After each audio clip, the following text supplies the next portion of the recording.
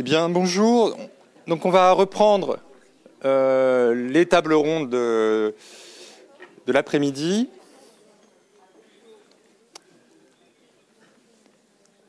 Donc, cette table ronde va s'inscrire dans la continuité de la journée, hein, donc, sur la question de l'habité.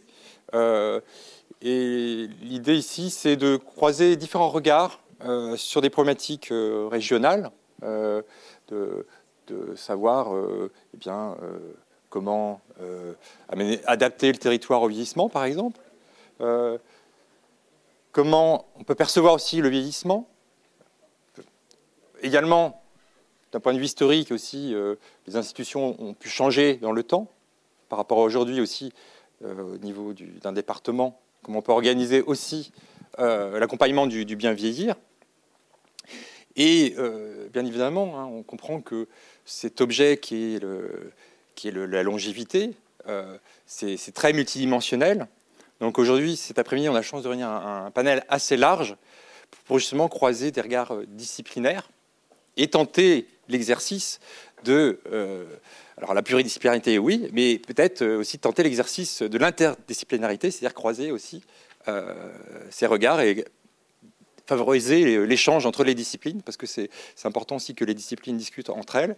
Et puis, dans une volonté aussi de recherche, je dirais, participative, on a la chance d'avoir un public varié, donc vous serez aussi associés à cette table ronde, puisqu'on vous laissera la possibilité de poser des questions. Voilà. Donc c'est une table ronde que j'ai organisée. Donc, moi, je ne me suis pas présenté, donc je suis Vincent Touzé, je suis économiste. Je travaille dans un centre de recherche qui est rattaché à Sciences Po Paris, qui s'appelle l'OFCE. Et avec mon ami et collègue Frédéric Gannon, qui se présentera, voilà, on travaille sur les questions du vieillissement, plus bien évidemment sur un angle économique, plus sur les questions de financement. Voilà, c'est un aspect qui ne va pas être abordé dans cette table ronde, mais qui est un aspect central, hein, c'est-à-dire que s'il y a des besoins, il faut les financer. Donc là, on va parler des besoins, comment on peut répondre aux besoins. Peut-être dans une prochaine conférence, voilà, si c'est l'amener à durer, on parlera peut-être des questions de comment financer. Voilà, donc maintenant, Frédéric va présenter notre panel et puis se présenter aussi. Voilà. Merci Vincent. Donc, Frédéric Gannon, je suis enseignant-chercheur économiste. Il n'y a pas d'économiste représenté dans ce panel. Travaillant en particulier à l'OFCE, donc je suis de l'Université du Havre, et je travaille avec mon ami et collègue Vincent Touzé à l'OFCE, un pôle éconage, un pôle disons, traitant des pensions, traitant de l'âge, du vieillissement, existe à l'OFCE. Nous sommes peu nombreux, mais assez actifs. Et voilà, donc nous avons publié ensemble beaucoup de choses sur les pensions, pensions d'actualité. Et nous travaillons aussi sur le vieillissement. Et nous allons justement accélérer, augmenter notre travail dans ce domaine. Non. Donc je vais présenter notre panel. Je vous propose de commencer avec l'histoire, donc avec un historien, Monsieur Yannick Marek, Université de Rouen, pour prendre au départ, hein, pour s'intéresser aux interventions de l'État à la Révolution, ou suite à la Révolution, donc à la fin de la période de révolutionnaire. Ensuite, nous continuerons avec... donc après cette partie sur l'histoire, ce qui concerne l'espace, la gestion de l'espace, et nous donc donnerons la parole à Alice Rouillet, qui est urbaniste et géographe, okay, suivi de Stéphane Bossuy, architecte, qui expliquera ce qu'il fera, qui travaille beaucoup sur l'adaptation de l'architecture, de l'architecte, aux étapes entre domicile et d'autres lieux de vie, d'autres logements. Ensuite, nous continuerons avec Madame Mylène Vallée, qui, elle, est du département du Calvados et qui est spécialiste du logement, qui est traité du logement, clic, etc. Tout. Pratiquement, le clic, information orientation, okay, et qui, voilà, tout ce qui concerne la partie urbanistique. Ok. Et puis ensuite, Donc ensuite, Monsieur Daniel Reger, sociologue, professeur au Havre, de sociologie au Havre, vivant à Rouen, donc normand, 100%. Je croyais qu'il était parisien. Et ensuite, nous terminerons avec l'éthique. Excusez-moi. Nous terminerons avec l'éthique, oui, avec Guillaume Grandazzi. Je prononce à l'italienne. Oui, Guillaume. Ah, bien sûr, Guillaume. Excusez-moi. Voilà. Donc, parlant de problématiques de l'habitat liées à l'éthique, pardon. Et donc, je vous laisse la parole. Pardon ? Oui, bien sûr. À notre historien, Monsieur Maric.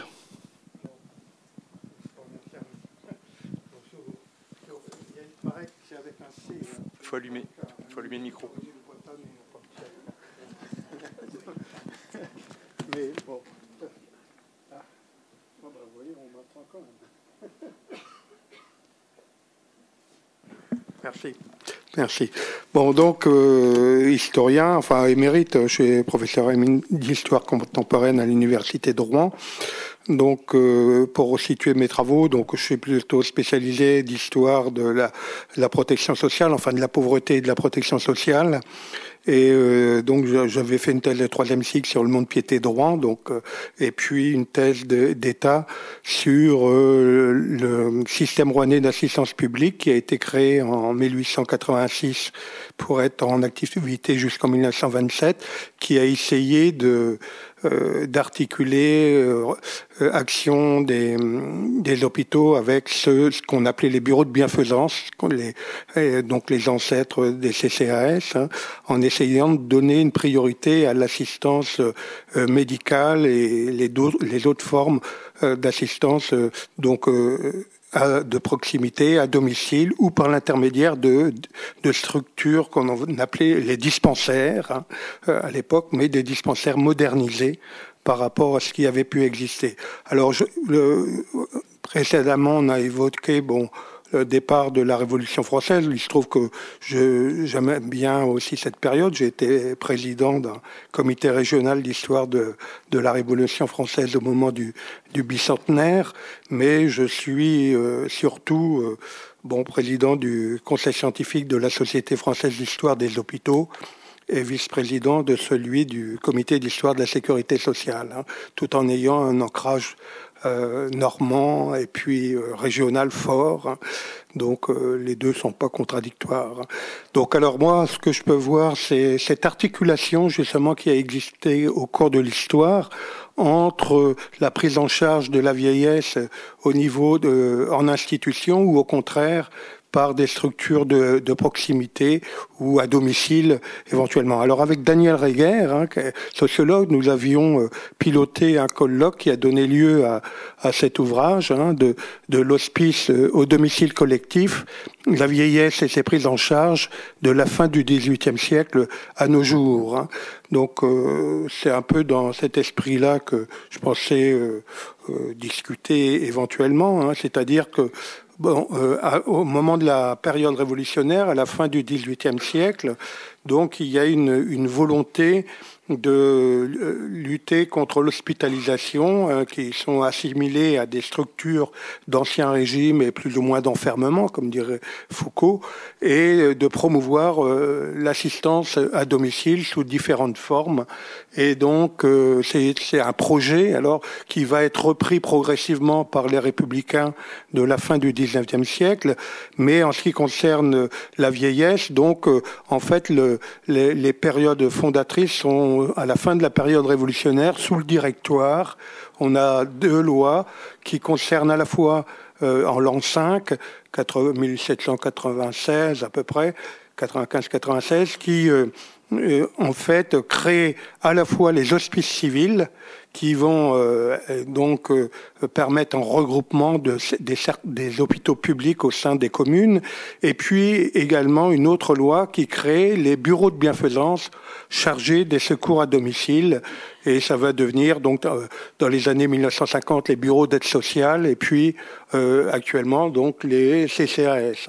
Donc il y a ce problème de l'articulation entre secours, la prise en charge, y compris de la vieillesse, donc soit par le biais des hôpitaux, de l'hospitalisation, soit par le biais de structures d'entraide à domicile ou par des structures intermédiaires, hein, ce que j'ai évoqué, les dispensaires notamment. Donc il va y avoir constamment autour des 2 siècles depuis la Révolution, un peu plus maintenant, il va y avoir un balancement entre cette orientation. Il va y avoir des périodes aussi où d'autres facteurs vont intervenir. Et de ce point de vue-là, il y a donc la dimension démographique qui intervient parce que à la fin du 19e siècle, par exemple, il y a un constat que la France, c'est la diminution de la natalité et donc une sorte de priorité qui va être donnée aux questions de natalité. Et à la fin du 19e siècle, ça va faire oublier un certain nombre de travaux importants sur la vieillesse, ceux de Charcot, par exemple, hein, qui existaient, et pour essayer de donner une sorte de priorité à la dimension nataliste et qu'on va retrouver accentuée encore dans l'entre-deux-guerres avec les effets de la Première Guerre mondiale, hein, en particulier. Et donc, il y a tout ce contexte-là qui intervient pour expliquer aussi comment évolue plus ou moins la prise en charge des vieux et la représentation aussi qu'on se fait de la vieillesse.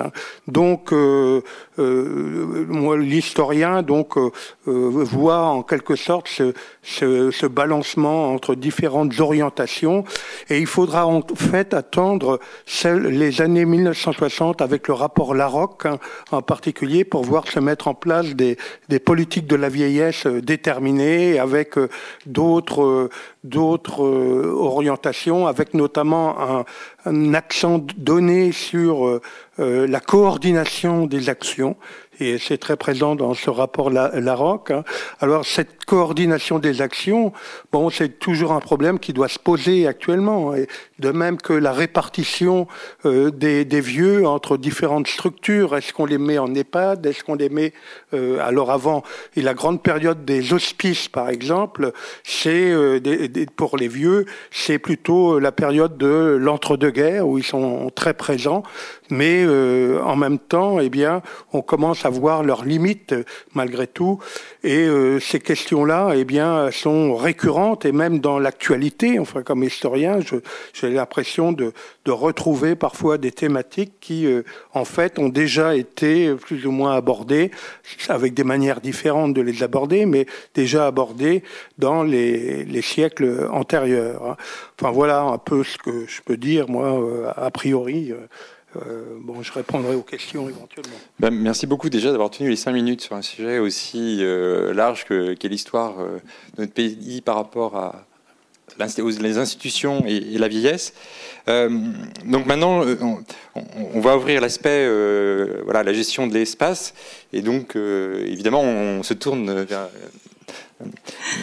notre urbaniste, Madame Brouillet. Donc, bonjour, donc je suis donc enseignant-chercheur en géographie et urbanisme, c'est-à-dire que je viens plutôt d'un champ qui englobe l'aménagement du territoire et qui fait en quelque sorte de l'urbanisme une dimension de l'aménagement du territoire. C'est vrai qu'il y a plusieurs traditions. Je ne suis pas architecte urbaniste et je ne forme pas des architectes urbanisme qui sont travaillés à l'échelle des opérations. Alors, cela dit, la question que je voulais évoquer avec vous, c'est comment, en quelque sorte, les urbanistes sont, à un moment donné, concernés par la question, effectivement, du vieillissement. Et je dirais qu'en fait, il y a évidemment 2 dimensions. La première dimension, c'est le fait que, travaillant à l'échelle des territoires, on travaille forcément, à un moment donné, sur l'impact, évidemment, de la question du vieillissement sur les territoires. Et à partir d'une entrée, puisque l'aménagement cherche toujours à rééquilibrer des choses, hein, bien sûr, c'est sous l'angle de la différenciation des territoires, notamment de la différenciation sociodémographique des territoires. Je pense que ce matin, on a évoqué effectivement la question de Cabourg, qui se caractérise à la fois par le fait que, en gros, les jeunes s'en vont, et que par ailleurs des personnes âgées qui sont venues en villégiature viennent éventuellement s'installer. Donc voilà, c'est-à-dire on a de ce fait un territoire qui va peut-être avoir une logique de vieillissement plus importante que d'autres. Alors cette observation, elle est importante, y compris du point de vue économique, bien sûr, puisqu'elle définit aussi des logiques de développement économique qui vont être fortement différenciées entre des lieux qui ont plein d'actifs, etc., notamment autour des métropoles, où il y a des actifs, des jeunes et des vieux, bien sûr, et puis des territoires où finalement la question de la présence des personnes âgées est déterminante aussi pour les économies locales. Voilà, donc ça c'est mon côté géographe politique territoriale. Maintenant, je suis aussi urbaniste, c'est-à-dire que cette manière d'approcher les choses, on le voit également à l'échelle des agglomérations, des villes, et ça impacte bien sûr également les réglementations en matière d'urbanisme.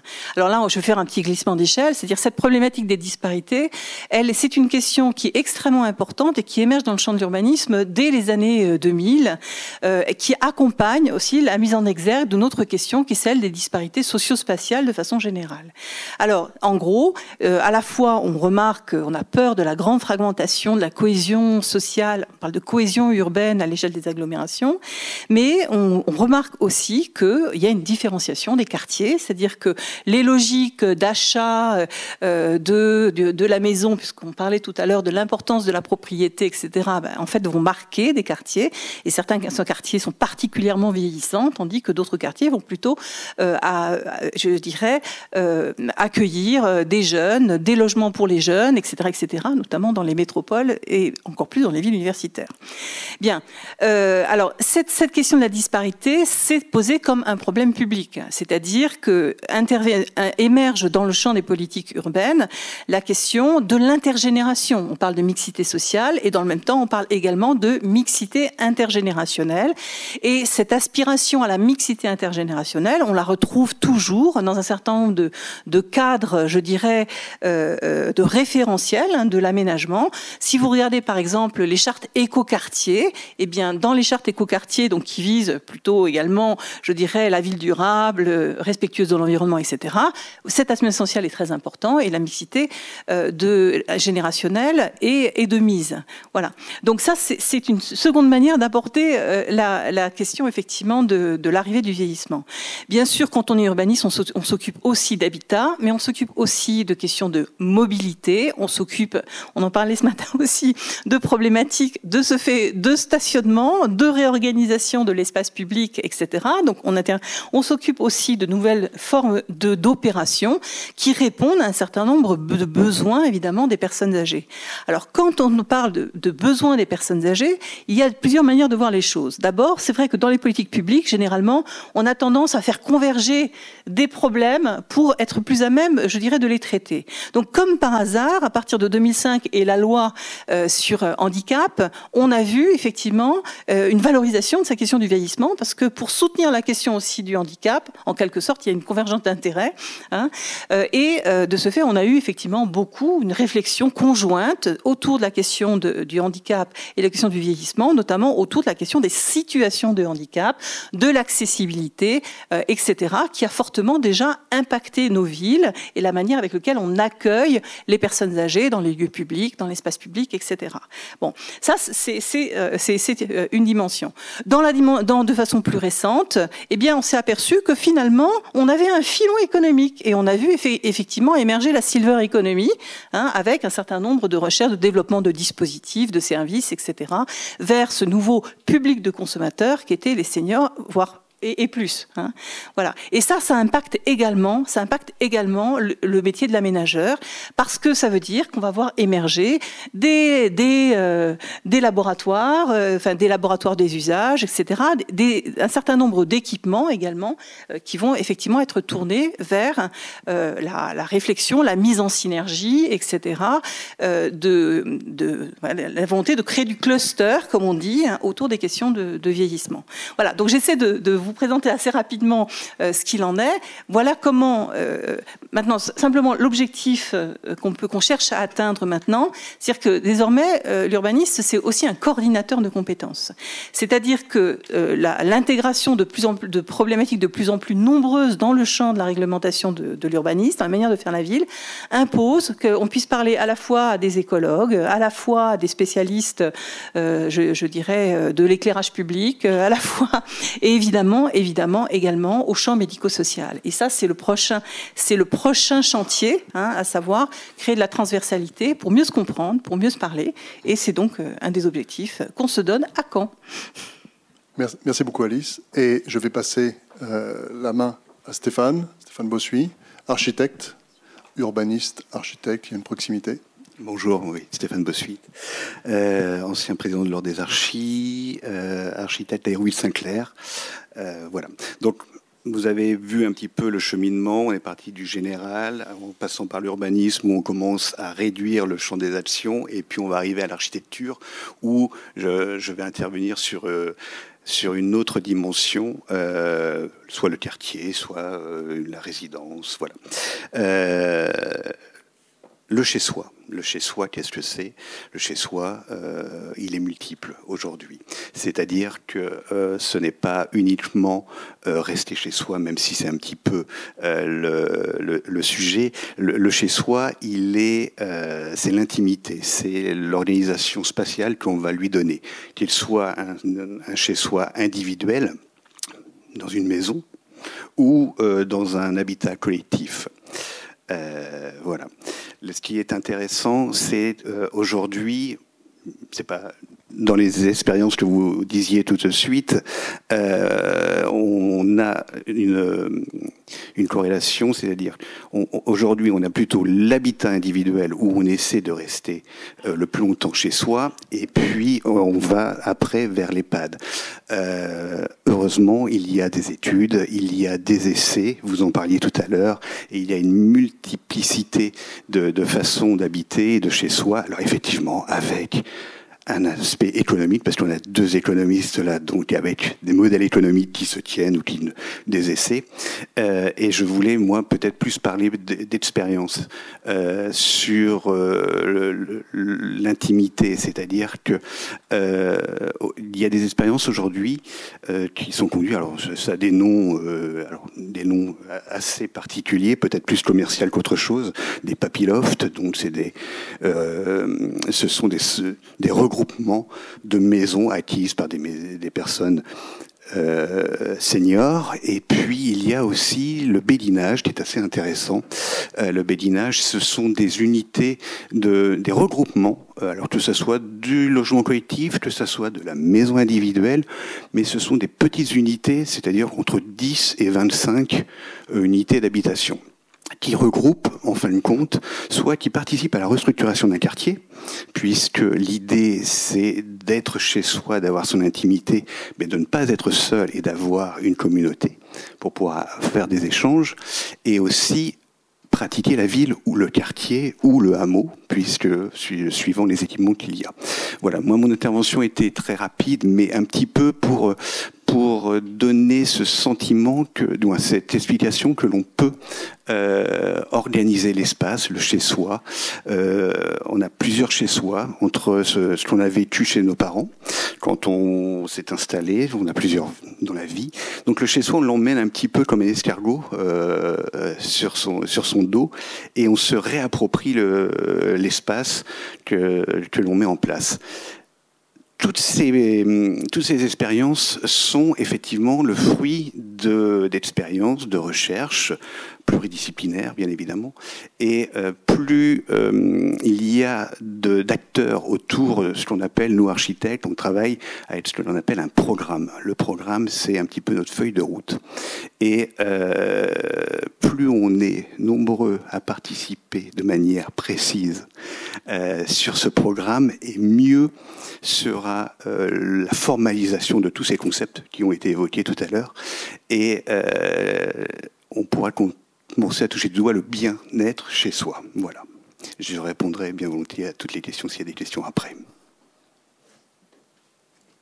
Bien, merci pour la présentation sur défi qui est posé aux architectes, hein, de l'aménagement, du penser de l'habitat pour que l'habitat devienne un chez-soi, hein, c'est ça, parce qu'en fait, peut-être l'habiter, c'est de faire l'habitat le chez-soi, si je comprends un peu la démarche. Donc maintenant, on va passer à une vision départementale, concrètement. La gestion aussi, les départements sont très investis, même financièrement, hein, et aussi en termes d'organisation du maillage territorial pour accompagner les parcours du bien vieillir. Donc, Madame Vallée, je vous laisse la parole. Merci. Alors, bien vieillir chez soi, c'est une aspiration majoritaire, hein, rencontrée chez chacun. Chaque Français aspire de plus en plus à vieillir chez soi. On l'a vu déjà ce matin. Vieillir chez soi, ça nécessite forcément un petit peu d'anticipation et puis surtout de savoir où et comment s'informer. Alors, il y a de nombreux acteurs qui interviennent et auprès desquels on peut se renseigner. Vous avez évidemment les communes, les villes, les caisses de retraite, et puis vous avez également le département. Le département fait partie de ces acteurs majeurs qui interviennent et pour lesquels on ne connaît pas toujours très bien toutes les missions et toutes les fonctions. Donc, si vous le permettez, je vais vous les présenter, au moins en ce qui concerne le département du Calvados. Donc, moi, je suis coordinatrice au sein du Centre local d'information et de coordination. Merci.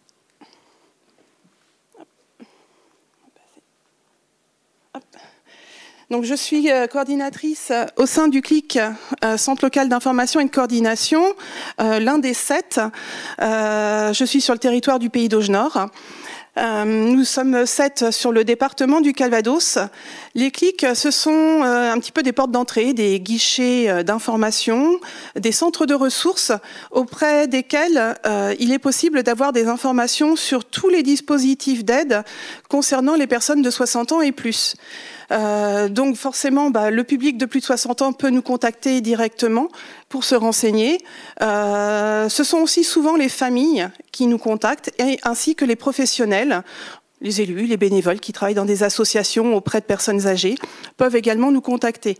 On est là pour écouter, conseiller, orienter vers l'ensemble des dispositifs d'aide pour faciliter la vie quotidienne et le bien vieillir chez soi et peut-être parfois aussi aller jusqu'en structure d'accueil et d'hébergement. Donc on peut aborder des questions liées à la fois aux aides sociales, humaines, financières, techniques, et ainsi progressivement orienter la personne vers d'autres intervenants, des spécialistes pour chaque question. Ensuite, autre fonction des CLIC, c'est aussi, on l'a déjà abordé ce matin, c'est la prévention du bien vieillir.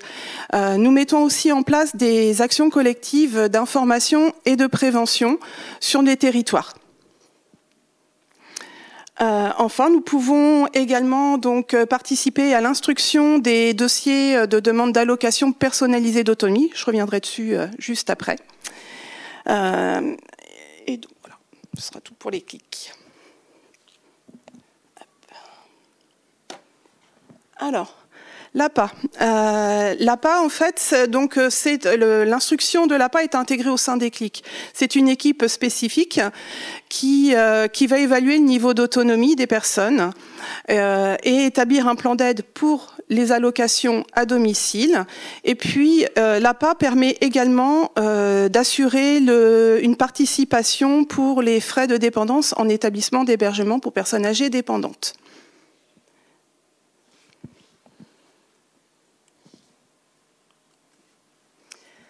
Le département a également mis en place un dispositif de téléassistance qui permet tout simplement de faire appel en cas de problème, de malaise, de chute.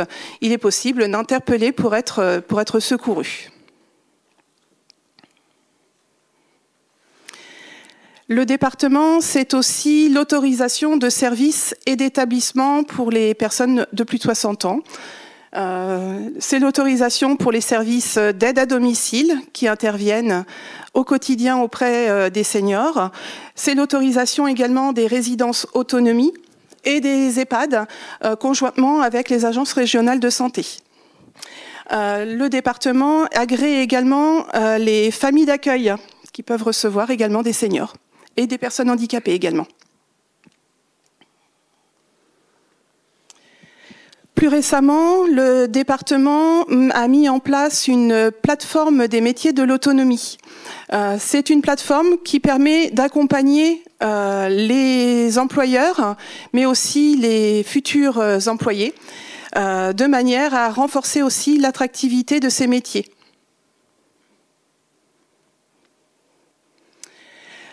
Autre dispositif assez récent, on parlait, alors c'est vrai qu'on parlait un petit peu d'empilement et de millefeuille ce matin.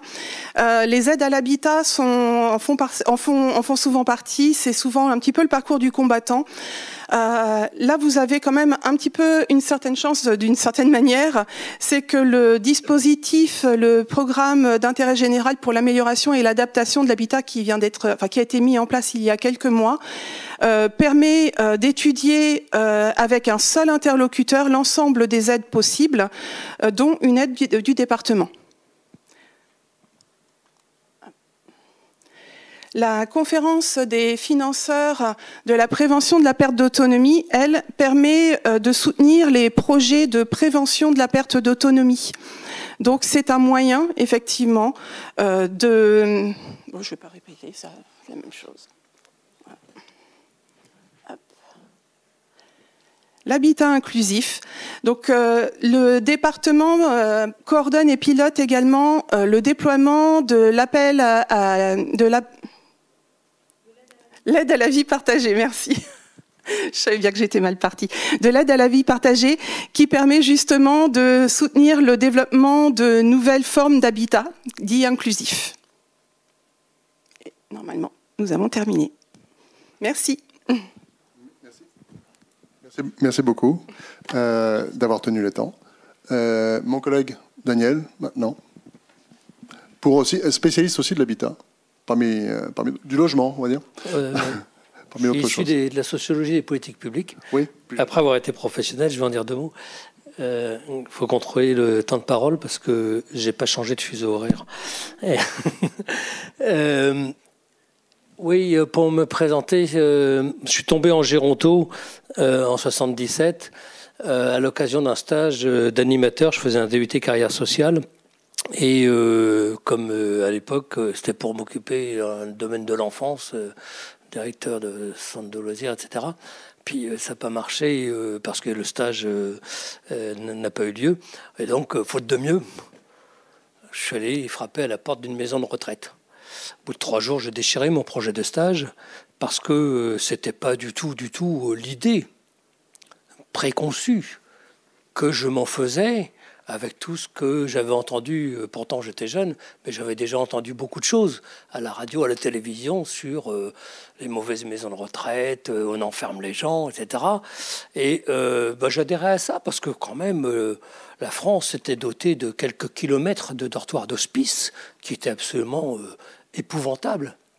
Et j'ai découvert, dans cette maison de retraite où j'ai eu la chance de faire ce stage, qu'il y avait des gens dans la maison de retraite qui avaient leur voiture garée, il y a eu un mariage, que tout le monde n'était pas complètement dépendant, que le directeur mangeait tous les jours à table, moi aussi d'ailleurs, avec les gens, et que c'était pas du tout un lieu d'enfermement, mais que avec les petits moyens d'enquêteur que j'avais dans le DUT, eh bien les gens étaient heureux d'être là.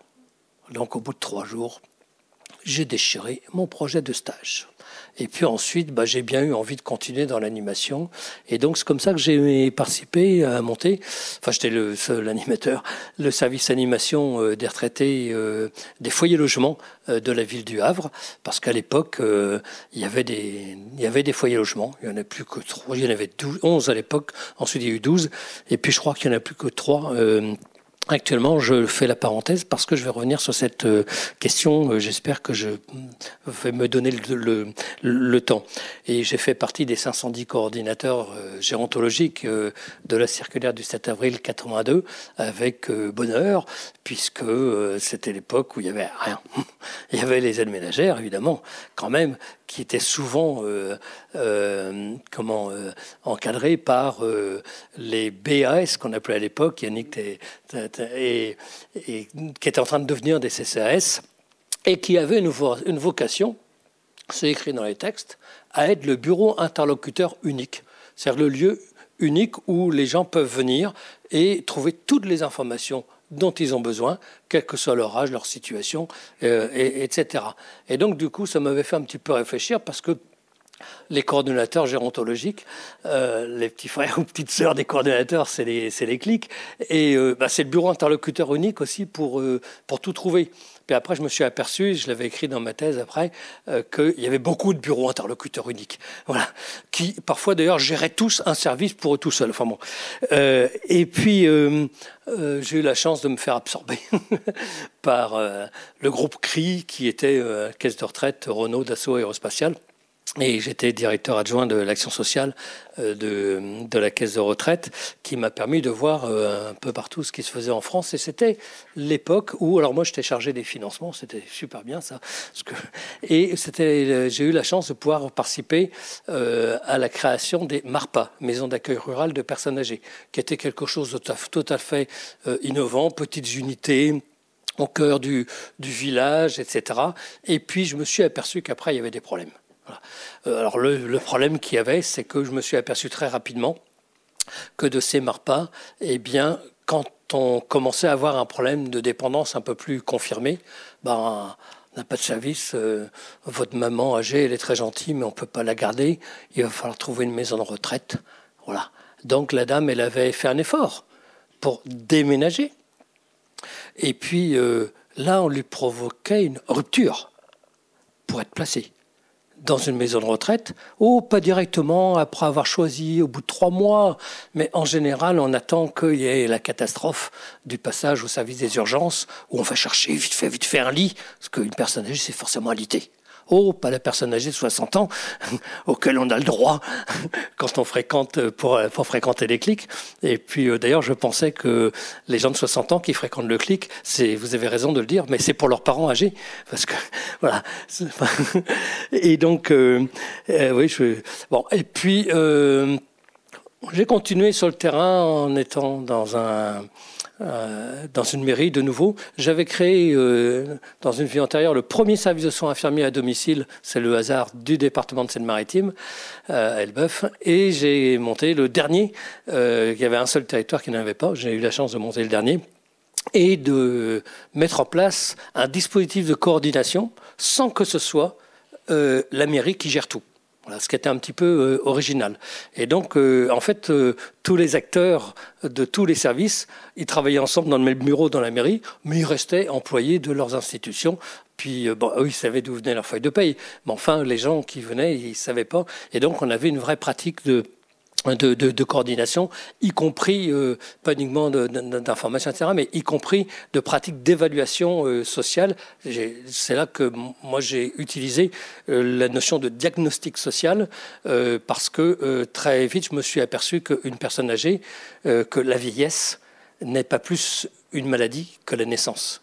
Et que, à pathologie égale, eh bien, l'environnement social, et notamment le veuvage, eh bien, c'est créer des conditions complètement différentes de la manière de vieillir. Et là, je vois de longévité chez soi avec un couple de personnes âgées, tous souriants, etc. On essaye de nous présenter une image positive, et il y en a bien besoin, du vieillissement, mais la grande longévité, ils ne sont pas tous les deux concernés, et pas dans cet état-là. Il n'y en a qu'une des deux, statistiquement, qui est concernée. C'est un problème de femmes. C'est les hommes qui font la politique, mais c'est les femmes qui restent toutes seules. Et je vais venir dessus parce que les politiques publiques, je me suis mis du coup à étudier les politiques publiques, et c'est comme ça que j'ai fait ma thèse, avec plutôt en socio des politiques publiques. D'accord. Et je me suis aperçu très vite que, en fait, nos politiques publiques que l'on dit aujourd'hui inclusives, en fait, elles sont extrêmement exclusives. Pourquoi ? La notion de chez-soi, elle est très intéressante. Ça dépend comment on la définit. Elle est très intéressante. Moi, je définis ça d'un point de vue épistémologique, en termes de posture scientifique, en disant, on appellera chez soi ce que la personne concernée considère comme chez soi. Voilà. C'est important Parce que la dame qui vient me voir dans mon bureau au CCAS, c'est que des cas concrets que je vous donne, hein, en me disant « mon mari est décédé il y a 3 mois », j'ai dit « je le sais, je l'ai vu avec l'aide ménagère qui ne vient plus, peut-être qu'il serait temps que je rentre en maison de retraite ». J'ai dit « oui, c'est pas forcément une mauvaise idée, c'est bon ». Mais à chaque fois, moi, je me fais l'avocat du diable, pas du diable, mais j'essaye de creuser un petit peu. Et je lui dis « mais vous voulez quitter chez vous ?» Et la dame se penche sur mon bureau. J'ai cru qu'elle allait se mettre à pleurer. Et elle me dit « vous savez, monsieur, chez moi, mon mari m'a toujours battu. J'ai pas envie de rester. » Alors le chez-soi, vu par moi, il est complètement différent du chez-moi, vu par elle. Et donc, c'est super intéressant comme notion, à condition que celui qui l'emploie, qu'il soit chercheur, travailleur social, etc., eh bien, ne l'emploie pas avec sa propre conception. Alors pourquoi, je finis juste là-dessus, pourquoi les politiques publiques de maintien à domicile le plus longtemps possible sont ségrégatives? Eh bien, c'est écrit dans la sémantique des mots que je viens de donner. Pierre Laroque, que Yannick a cité, eh bien, il a été extraordinairement intéressant. C'est la première fois en France qu'il y avait une vraie politique du vieillissement qui s'intéressait à la question du mode de vie, alors qu'il y avait des hospices en pagaille sur le territoire. Et il s'intéressait à la question du mode de vie, c'est-à-dire à la manière dont on vit, à la question de la vie sociale. Et il disait, les gens doivent pouvoir changer de logement pour pouvoir rester dans leur milieu de vie. Tiens, c'est bizarre. Il n'employait pas domicile, mais logement. Et changer. Oui, parce qu'un vieux, ce n'est pas forcément quelqu'un qui est conservateur et qui est inapte à l'adaptation, qu'il faut maintenir. Bien. Daniel, Juste, je termine. D'accord. Au lieu de faire du maintien à domicile au fur et à mesure que les années ont avancé, on a fait du maintien à domicile le plus longtemps possible.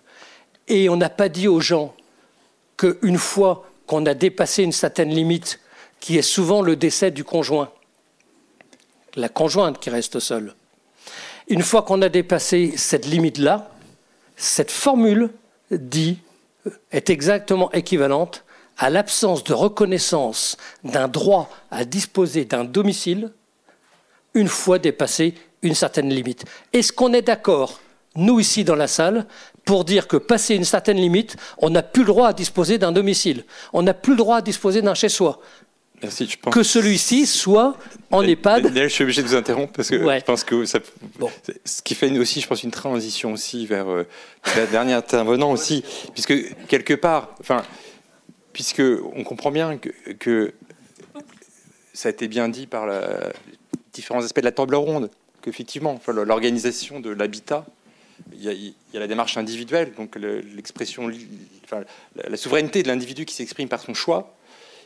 Il y a la vieillesse et aussi une organisation tutélaire bienveillante, mais qui n'est pas forcément dans la tête de la personne vieillissante et qui chercherait son chez-soi et le son chez-soi et le chez-soi qu'on propose. Effectivement, il peut y avoir une certaine distorsion. Ce qui pose aussi peut-être des questions philosophiques. Alors, je ne suis pas spécialiste d'éthique de santé, mais quelque part, ça pose aussi ce rapport de la société à l'individu et sur ces grands moments de la vie où, effectivement, des âges ou des périodes de la vie où on rentre dans une sorte de fragilité, ou des chocs, un veuvage, une maladie, une chute, qui nous contraint à changer notre organisation de vie. Et quelque part, il faut quelque part aussi un encadrement éthique pour que l'encadrement tutélaire, peut-être parfois un peu forcé, soit protégé de ce regard du respect de l'homme, de la femme, une vision peut-être plus humaniste. Donc, Monsieur Grandazzi, je laisse la parole sur ces questions et vous présenter aussi sur le champ de la sociologie et l'éthique. Bonjour à tout le monde. Donc Guillaume Grandazzi, moi je suis donc sociologue aussi à l'Université de Caen, à l'UFR Santé. Et parallèlement, je représente ici l'espace de réflexion éthique de Normandie, qui est une structure régionale qui promeut la réflexion éthique auprès des professionnels du champ de la santé et du médico-social, mais aussi auprès des usagers, bien sûr, et toutes les personnes concernées. Puisque, évidemment, les questions dont nous parlons aujourd'hui sont des questions citoyennes, finalement, qui concernent tout un chacun. Je suis content en même temps parce que depuis ce matin, j'étais là ce matin et j'ai entendu finalement déjà beaucoup parler d'éthique. Hein. C'est quelque chose qui est revenu dans pas mal d'interventions.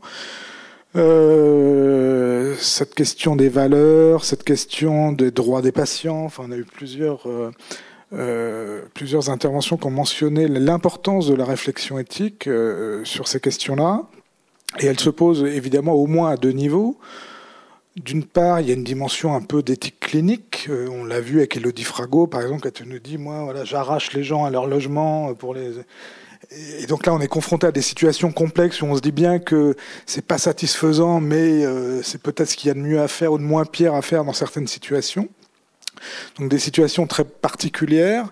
Et puis, il y a une autre dimension, évidemment, qui est une éthique des choix collectifs. Puisque la question du vieillissement, de la longévité, etc., des parcours de vie, des trajectoires de santé, ça pose des questions d'accompagnement sociétal, donc de choix collectifs. On a parlé de l'éventuelle loi qu'on attend depuis des années, ce virage domiciliaire, etc., qui nécessite effectivement qu'au niveau national, sociétal, il y ait des choix collectifs qui soient pris, qui soient faits et qui posent des questions d'éthique et qu'on les fasse au nom de certaines valeurs auxquelles on croit finalement et qu'on essaiera de défendre. Et donc ça nécessite évidemment, je vais essayer d'être rapide, hein, mais de sortir déjà d'une vision un peu dichotomique dans laquelle on est, parce qu'on a entendu aussi ce matin, pas sur ce ton-là, mais les chiffres, ne serait-ce que les chiffres de la démographie, un temps de vieux dans 30 ans, dans 50 ans, temps de plus de 60 ans, soit 85 ans, etc. Et donc on peut avoir une vision un petit peu misérabiliste d'une part de la vieillesse, puis surtout comme une population envahissante qui va devenir, comme les immigrés, ils arrivent à Cabourg en masse là. Enfin, vous voyez, on peut avoir cette vision-là un peu, on va être envahi par les vieux, et donc c'est une vision assez péjorative quand même. Et puis d'un autre côté, une vision un peu plus enchantée, du bien vieillir, etc. Et puis on sait bien que la réalité est plus complexe que ça. Finalement, c'est ni tout l'un ni tout l'autre, et qu'il n'y a pas de bonne solution unique, mais qu'il y a une succession sûrement de mauvaises solutions. Et c'est précisément ça qui convoque la réflexion éthique, parce que finalement, vous voyez, l'éthique, c'est pas une discipline, il y a la philosophie, il y a la sociologie, mais il n'y a pas l'éthique, il n'y a pas de prof en éthique, c'est pas une discipline académique, puisque précisément l'éthique, c'est la conjonction de plusieurs réflexions disciplinaires. Pour faire de l'éthique, il faut faire appel aux gériatres, il faut faire appel aux sociologues, aux philosophes, au droit, etc. Et c'est aux urbanistes, etc. Et c'est par la mise en présence de ces différents savoirs disciplinaires, académiques, ces expertises, qu'on peut vraiment développer une réflexion éthique, et encore d'autant plus quand on y associe évidemment les usagers et les principaux concernés. Et donc c'est vraiment important. Et donc l'éthique, c'est précisément aussi faire des choix dans des situations complexes. C'est-à-dire qu'il faut prendre des décisions. Un médecin, pareil, quand on fait de l'éthique clinique, c'est prendre une décision, sachant qu'il y a des solutions, mais il n'y en a aucune qui est géniale finalement. C'est toujours des solutions insatisfaisantes quelque part, mais il faut bien trancher. Et donc là, on est confronté à ces situations-là. Alors ceci dit, je voudrais quand même... parce qu'évidemment, il y a plein de questions éthiques qui se posent dans ce domaine-là, mais je voudrais quand même dire qu'il ne faudrait pas qu'on tombe d'un modèle qui était celui du modèle de l'EHPAD, finalement, qu'on a connu, qui était la seule alternative, ce qui fait qu'aujourd'hui, même si on dit les gens ils veulent vieillir en bonne santé chez eux, certes, mais le fait de rester à domicile n'est pas non plus toujours un choix éclairé pour les personnes. Soit parce que il n'y a pas d'alternative ou pas assez d'alternatives disponibles, à part l'institutionnalisation ou ce qu'on appelle effectivement malencontreusement le maintien à domicile, etc. Donc ce qui n'est pas très satisfaisant. Et puis quand même, il faut rappeler que le domicile, ça reste, selon certaines études, le premier lieu de maltraitance. On a fait l'EHPAD bashing, etc. Et c'est vrai que ça existe aussi en institution, mais le premier lieu de maltraitance, ça reste le domicile. Donc il ne faut pas non plus idéaliser, je dirais, le domicile comme le lieu magnifique. Même si, enfin, les chiffres, c'est clair, c'est 3/4 au domicile, 1/4 en institution, la maltraitance. C'est les personnes âgées qui en sont les premières victimes, pour 3/4 d'entre elles. C'est les responsables de cette maltraitance, pour près de la moitié, c'est l'entourage. Donc ça pose quand même un certain nombre de questions sur, justement, je ne dis pas qu'il ne faut pas favoriser le soutien à domicile ou l'accompagnement, mais il faut aussi prendre en compte ces réalités-là qui doivent être accompagnées, prises en compte, faire l'objet de politiques, etc., publiques. Et donc il ne faudrait pas qu'on passe finalement d'une injonction à l'institutionnalisation, qu'on a quand même beaucoup connue et vécue, à aujourd'hui une injonction au maintien à domicile qui se ferait éventuellement au détriment des personnes qui seraient maintenues à domicile sans qu'elles aient forcément la possibilité d'exercer toute leur autonomie, mais pas au sens seulement de l'autonomie d'action, mais l'autonomie de pensée et l'autonomie de décider. Parce que c'est les trois dimensions de l'autonomie importantes. C'est la capacité à réfléchir, à faire des choix éclairés, et puis surtout de décider par soi-même de ce qu'on souhaite pour sa vie, pour son existence. Et donc c'est là que je crois que je terminerai peut-être là-dessus, les deux grandes dimensions, ou les deux grandes valeurs qu'il est nécessaire d'articuler sur ce sujet-là, c'est d'une part la question de l'autonomie, qu'il faut évidemment favoriser et valoriser, mais aussi la dimension de la solidarité. Parce qu'il n'y a pas d'autonomie sans solidarité pour la soutenir, finalement. Merci.